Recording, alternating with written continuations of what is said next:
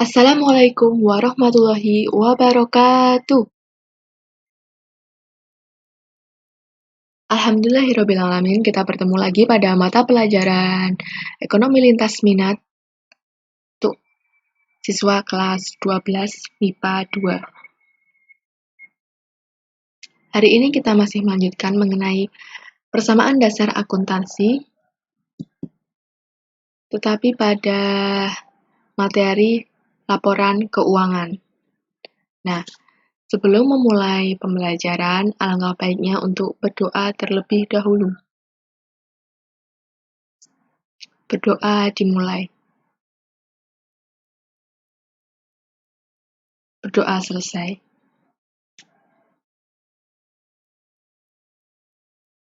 Nah, pada hari ini kita akan mempelajari mengenai laporan keuangan yang terdiri dari laporan laba rugi, kemudian laporan posisi keuangan, serta laporan perubahan ekuitas.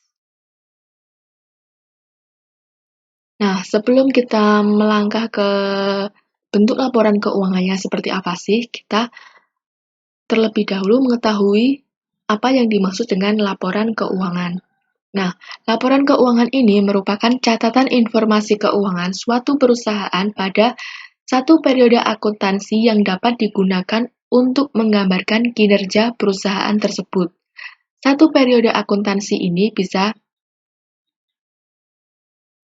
berbeda-beda tergantung perusahaannya. Misalkan akan membuat laporan keuangan tiap 1 bulan atau tiap 6 bulan atau bisa juga tiap 1 tahun. Nah, fungsi dari laporan keuangan ini adalah menyediakan laporan keuangan secara periodik, secara berkala kepada pihak manajemen, investor, kreditur, dan pihak-pihak lain di luar perusahaan. Nah, hal itu kenapa dilakukan? Karena baik pihak intern maupun ekstern perusahaan atau pihak dari dalam perusahaan maupun luar perusahaan ini dapat mengambil keputusan ekonomi sesuai dengan apa yang dikehendaki. Jadi, dari laporan keuangan tadi, pihak perusahaan maupun luar perusahaan dapat membuat keputusan. Misalkan, kalau terjadi kerugian, maka pihak perusahaan akan mengevaluasi kenapa bisa terjadi kerugian dan langkah selanjutnya bisa dilakukan seperti apa. Nah, kalau untuk pihak di luar perusahaan, misalkan perusahaan tersebut mengalami laba yang terus naik dari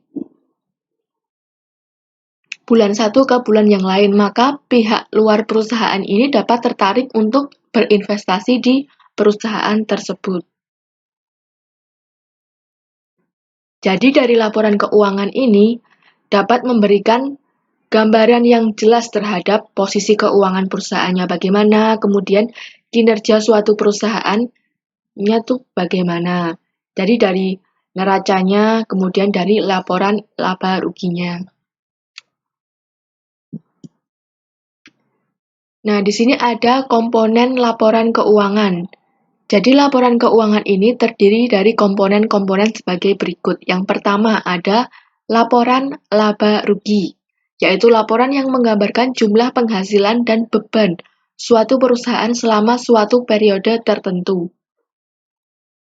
Jadi nanti kita menghitung total dari penghasilannya berapa, kemudian bebannya berapa, kemudian kita hitung apakah terjadi laba atau rugi. Kemudian komponen yang kedua ada laporan perubahan ekuitas atau laporan perubahan modal, yakni laporan yang berisi tentang perubahan ekuitas yang menunjukkan penambahan atau pengurangan kekayaan selama periode tertentu. Jadi tadi setelah mengetahui bahwa perusahaan tersebut memperoleh laba atau rugi, kemudian kita membuat laporan perubahan ekuitas, di mana kita mengetahui terlebih dahulu modal awalnya berapa, kemudian apakah perusahaan itu mengalami laba atau rugi, kemudian ada juga unsur yang lain nanti kita akan bahas setelah ini. Nah, untuk komponen yang ketiga ada laporan posisi keuangan atau biasa disebut neraca.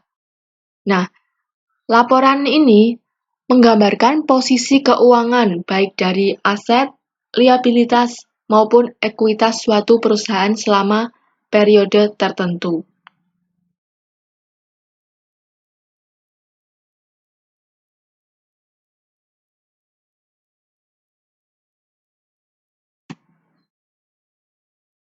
Nah, selanjutnya kita akan membahas mengenai unsur-unsur laporan keuangan. Yang pertama kita akan membahas pada laporan laba rugi, unsurnya ada apa saja. Tadi dijelaskan bahwa laporan laba rugi adalah laporan yang menunjukkan kinerja perusahaan, yakni tentang besarnya pendapatan atau penghasilan dan beban pada akhir periode akuntansi. Nah, berarti unsur pada laporan laba rugi ini ada dua, yaitu pendapatan atau penghasilan, kemudian ada beban. Jadi pendapatannya baik dari pendapatan jasa, pendapatan bunga, atau pendapatan lain-lain itu ditotal, kemudian nanti ada beban juga, beban macam-macam, misalkan beban listrik, beban bunga, beban gaji, itu ditotal. Nah, nanti diperhitungkanlah bahwa perusahaan tersebut terjadi laba atau rugi kalau misal pendapatannya lebih tinggi daripada beban, maka dapat dikatakan bahwa perusahaan tersebut memperoleh laba. Dan sebaliknya, apabila jumlah beban lebih besar daripada jumlah pendapatannya, maka perusahaan tersebut mengalami kerugian. Untuk yang kedua, unsur laporan perubahan modal.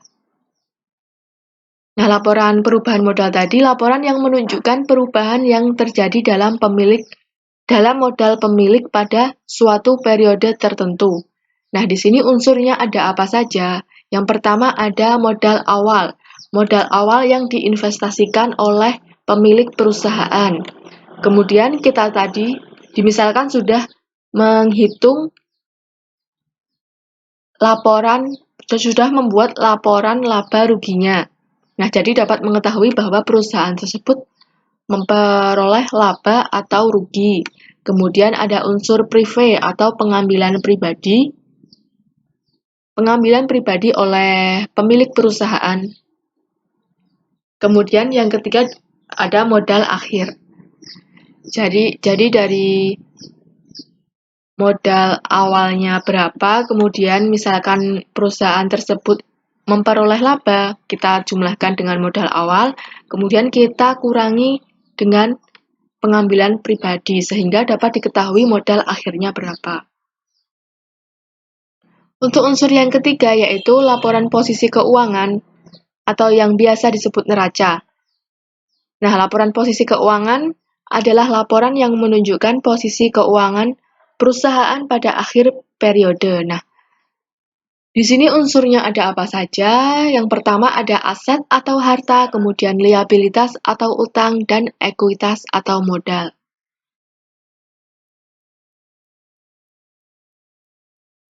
Jadi setelah membuat laporan laba rugi, kemudian bisa membuat laporan perubahan modal. Nah, yang terakhir baru bisa membuat laporan posisi keuangan atau neraca. Nah, di sini ada bentuk-bentuk laporan keuangan. Yang pertama, bentuk laporan laba rugi. Di sini dibagi menjadi dua, ada single step dan multiple step. Kalau single step ini secara langsung. Kalau multiple step tidak secara langsung. Jadi yang multiple step itu agak dipisahkan, ada akun-akun yang dipisahkan, jadi lebih simple di single step. Nah, di single step ini bentuknya bagaimana? Yang jelas yang pertama ada judul laporan. Judul laporan terdiri dari perusahaan tersebut, namanya apa, kemudian dituliskan di bawahnya laporan laba rugi. Selanjutnya ada periode yang berakhir pada sekian-sekian, misalkan 31 Desember 2021. Nah, tadi unsurnya pada laporan laba rugi ada pendapatan dan beban. Nah, di sini kita tulis pendapatan usaha. Pendapatan usaha terdiri dari apa saja? Misalkan ada pendapatan jasa sebesar sekian, kemudian pendapatan bunga sebesar sekian, pendapatan sewa sebesar sekian. Kemudian kita jumlahkan pendapatan tersebut. Selanjutnya kita berganti ke beban usaha yang terdiri dari beban gaji sebesar sekian, ada beban listrik dan air, beban perlengkapan, dan lain-lain. Kita jumlahkan pada beban. Nah, kemudian kita dapat mengetahui laba atau rugi pada perusahaan tersebut. Tinggal kalau misal pendapatannya lebih tinggi daripada beban, total beban, maka perusahaan tersebut memperoleh laba. Dan kebalikannya, misalkan jumlah beban lebih besar daripada pendapatan, maka perusahaan tersebut memperoleh kerugian. Nah, yang kedua ini ada multiple step pada laporan laba rugi. Untuk judul masih sama, ada perusahaannya namanya apa, kemudian judul laporan, ada periode yang berakhir. Nah, bedanya di sini dipisahkan antara pendapatan beban di dalam usaha dan pendapatan dan beban di luar usaha. Jadi untuk bagian atas lebih dikhususkan untuk pendapatan di dalam usaha, ada pendapatan jasa sebesar sekian, kemudian beban di dalam usaha sebesar sekian-sekian, ada beban gaji, beban listrik, beban perlengkapan, beban penyusutan peralatan, dan lain-lain. Kemudian kita jumlahkan untuk beban usaha. Nah, setelah itu kita menghitung laba usaha. Pendapatan tadi dikurangi dengan jumlah beban usaha. Kalau misal pendapatan lebih besar, tinggal disesuaikan saja. Sehingga di sini dimisalkan memperoleh laba usaha sebesar sekian. Nah, baru kita menghitung untuk pendapatan dan beban di luar usaha. Di sini dimisalkan pendapatan bunga dan pendapatan sewa. Jumlahnya sebesar sekian, kemudian ada beban yang di luar usaha, dicontohkan beban bunga. Nah, kemudian diperhitungkan antara total pendapatan di luar usaha dengan beban di luar usaha, sehingga mengetahui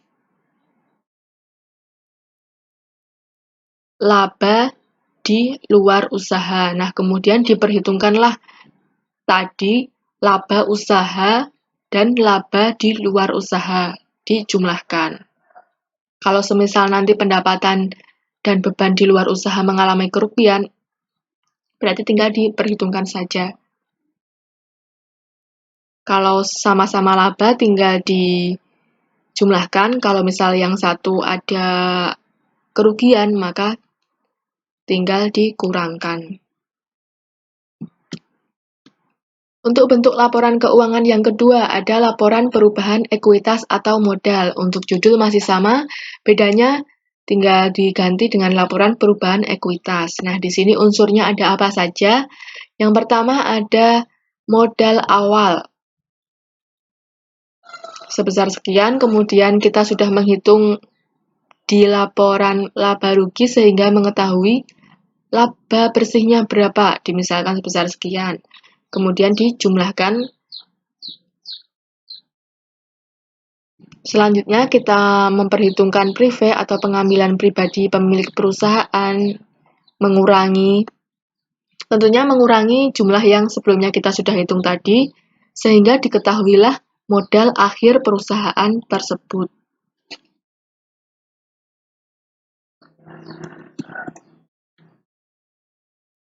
Untuk bentuk laporan keuangan yang ketiga ada laporan posisi keuangan atau neraca. Nah, di sini juga ada dua bentuk. Ada bentuk stafel dan ada bentuk skontro. Untuk yang bentuk stafel ini, dia posisinya ditulis secara baris-baris gini menurun. Nah, sedangkan nanti untuk bentuk skontro dia bentuknya seperti ada dua tabel di samping. Jadi di aset di samping kiri, kemudian liabilitas di samping kanan. Nah, untuk bentuk stafel sendiri, judulnya masih sama, ada nama perusahaan, kemudian laporan posisi keuangan, ditulis per 31 Desember 2000 sekian. Nah, tadi kan unsurnya ada aset, kemudian ada liabilitas dan ekuitas atau utang dan modal. Nah, kita data atau hitung terlebih dahulu untuk bagian aset. Di sini dibedakan antara aset lancar, kemudian ada investasi jangka panjang, kemudian ada aset tetap dan aset tidak berwujud. Untuk aset lancar sendiri yaitu aset yang nilainya bisa habis dalam jangka waktu kurang dari 1 tahun. Ada kas, kemudian piutang usaha, ada perlengkapan, kemudian sewa dibayar di muka. Nah, sedangkan untuk investasi jangka panjang sendiri, misalkan ada investasi saham.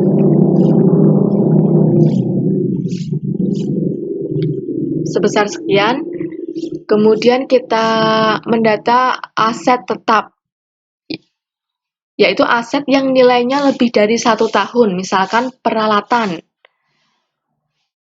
Ada juga akumulasi penyusutan peralatan, kemudian gedung, dan juga akumulasi penyusutan gedung. Kemudian ada aset tidak berwujud, misalkan goodwill, nama baik perusahaan, atau bisa juga hak cipta atau hak paten. Nah, jumlah aset itu dijumlahkan terlebih dahulu. Setelah menjumlahkan aset, kita berganti ke utang dan modal atau liabilitas dan ekuitas. Kita tuliskan untuk liabilitasnya, kita bagi untuk liabilitas lancar dan liabilitas jangka panjang atau utang lancar dan utang jangka panjang. Untuk utang lancar itu terdiri dari utang usaha, misalkan sekian, kemudian utang gaji dan sekian, kemudian komisi diterima di muka. Sedangkan untuk utang jangka panjang ada utang hipotek dan ada utang obligasi. Nah, jangan lupa ada modal pemilik. Setelah tadi menghitung laporan perubahan modal, sehingga dapat mengetahui modal akhirnya, maka dituliskan pada modal pemilik. Sehingga dapat diperhitungkan jumlah liabilitas dan ekuitasnya berapa.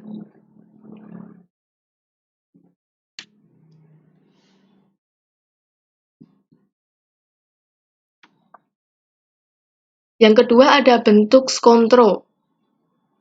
Laporan posisi keuangan neraca. Nah, sebenarnya tidak terlalu berbeda antara bentuk stafel dengan bentuk skontro. Hanya posisinya saja. Nah, untuk judul masih sama, kemudian untuk penulisan laporannya di sini untuk bagian aset ditulis di sisi kiri. Kemudian untuk liabilitas dan ekuitas ditulis di sebelah kanan. Jadi seperti ada dua tabel. Untuk aset di sebelah kiri dan liabilitas serta ekuitas di sebelah kanan. Untuk aset masih sama, ada aset lancar yang berupa kas, piutang usaha, perlengkapan, sewa dibayar di muka. Kemudian untuk investasi jangka panjang juga ada investasi saham. Selanjutnya untuk aset tetap, yaitu yang nilainya dapat habis lebih dari 1 tahun, ada peralatan, kemudian gedung, dan lain-lain. Serta ada juga aset tidak berwujud.